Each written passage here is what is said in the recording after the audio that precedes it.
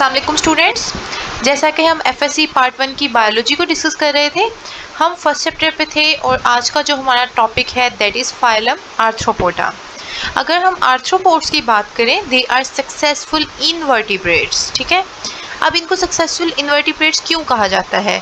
क्योंकि इनमें बहुत सारे एडवांस फीचर्स हैं और इसी वजह से ये हर तरह की हैबिटेट में सर्वाइव कर सकते हैं। ठीक है, मोस्टली मेंबर्स जो हैं इसके वो टेरेस्ट्रियल इन्वायरमेंट में एग्जिस्ट करते हैं और मोस्टली जो इसमें ऑर्गेनिजम्स आते हैं वो फ्लाई भी कर सकते हैं। ठीक है, अब नेक्स्ट जो है हम इसके कैरेक्टर्स को डिस्कस करेंगे। तो फर्स्टली इनकी जो बॉडी होती है that is triploblastic and bilateral.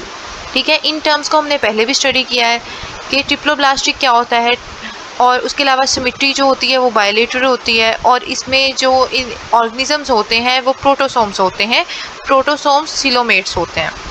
In terms को हम थोड़ा सा रिकॉल कर लेते हैं।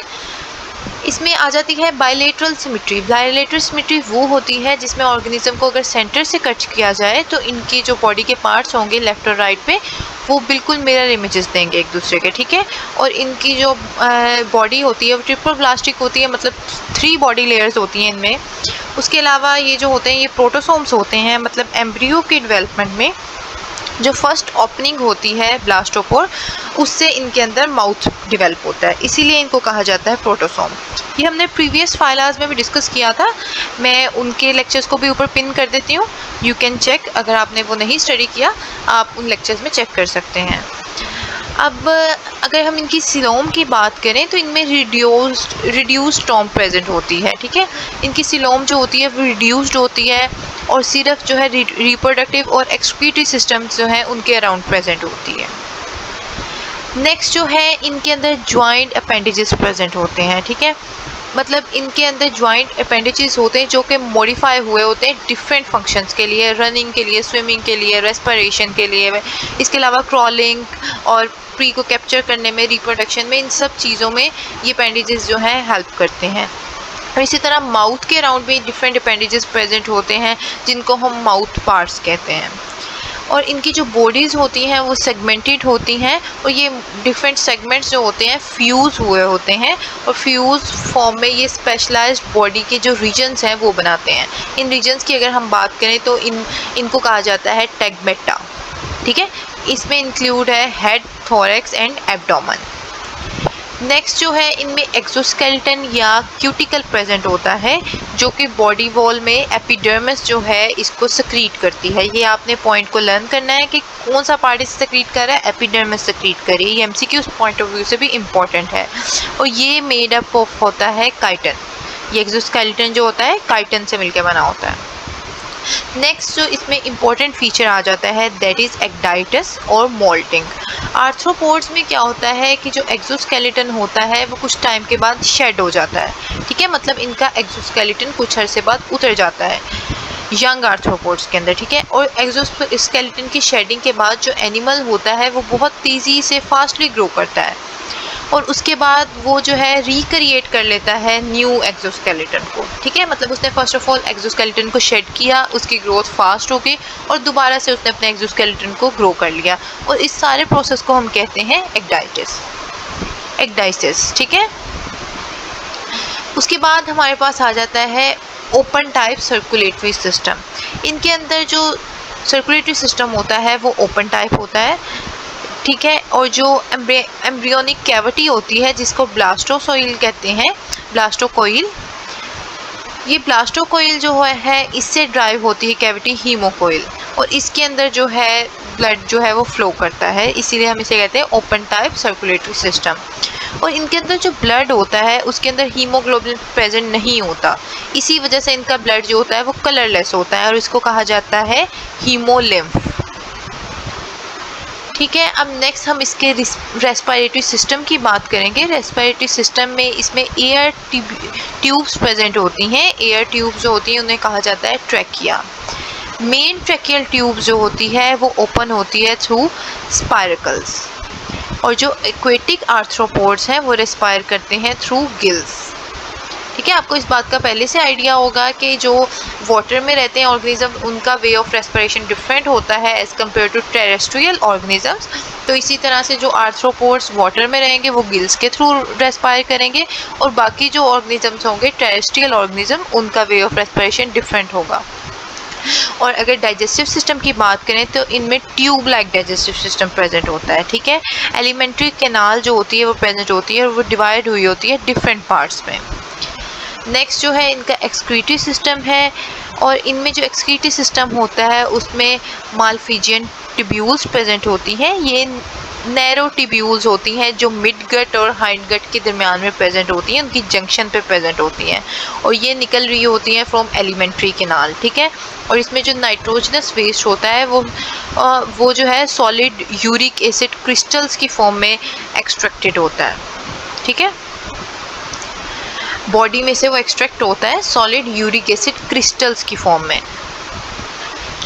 नेक्स्ट जो है इसका सेंट्रल नर्वस सिस्टम आ जाता है। इसका जो सेंट्रल नर्वस सिस्टम होता है वो कंसिस्ट करता है 3 फ्यूज्ड सेरिब्रल गैंग्लिया, जिसको हम ब्रेन भी बोल सकते हैं, और ये कहाँ प्रेजेंट होता है, ये हेड में प्रेजेंट होता है, और इनमें double ventral nerve cord present होती है। ठीक है, जिसके में जो है वेंट्रल गैंग्लिया प्रेजेंट होते हैं हर सेगमेंट के अंदर।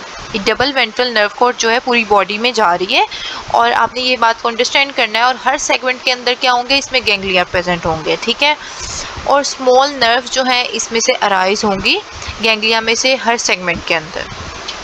नेक्स्ट जो है इनके अंदर well developed compound eyes present होती है, और एंटीना भी प्रेजेंट होता है। ये जो है क्रॉल कर सकते हैं, स्विम कर सकते हैं, फ्लाई कर सकते हैं, और ये इनकी हैबिटेट पे डिपेंड करेगा कि वो कहाँ रहते हैं, उसी हिसाब से जो है वो डिफरेंट फंक्शंस जो परफॉर्म कर सकते हैं। अगर इनकी बात की जाए रिप्रोडक्शन की तो ये यूनिसेक्सुअल होते हैं। ठीक है, नेक्स्ट इनकी एग्जांपल्स में आ जाते हैं बहुत सारे इंसेक्ट्स जो आपने अपनी सराउंडिंग में भी देखे होंगे, जैसा कि मॉस्किटो के अलावा आ जाता है इसमें बटरफ्लाई आ जाती है, और वेस्प आ जाती है, ग्रासहोपर्स आ जाते हैं, क्रैब्स, श्रिम्प्स, क्रेफिश, स्कॉर्पियन, माइटिक, स्पाइडर्स, सेंटीपीड्स, मिलीपीड्स, ये सारे ऑर्गेनिज्म आ जाते हैं, और ये बहुत ही एडवांस इनवर्टिब्रेट्स हैं as compare to the previous phylas we already discussed. अब यहाँ पे हम इसका स्ट्रक्चर देखेंगे। ये स्टूडेंट को थोड़ा सा डिफ़िकल्ट लगता है। यहाँ पे मैंने जो इसकी एक्चुअल पिक्चर है वो भी यहाँ पे मैंने मेंशन की है, उसे भी आप देख सकते हैं। इस तरह से आपने इसकी बॉडी का पहले तो रफ स्केच बना लेना है। ठीक है, स्टार्टिंग में आप एंटीनास बना लें, इसके 3 पार्ट्स में से डिवाइड कर दें, जैसे कि हमने पहले भी स्टडी किया। हेड होता है, थोरैक्स होता है, और साथ में एंड पे जाके जो होता है एब्डोमेन होता है। 3 पार्ट्स बना लें, इसके ऊपर इसके विंग्स इसके ऊपर ड्रॉ कर लें, और नीचे जो है इसकी लेग्स टाइप अपेंडिजेस जो हैं वो ड्रॉ कर लें। ठीक है, ऊपर रेड कलर की जो लाइन है उससे इसका सर्कुलेटरी सिस्टम ड्रॉ कर लें, मतलब आप मार्कर को यूज़ कर सकते हैं या पेन को यूज़ कर सकते हैं।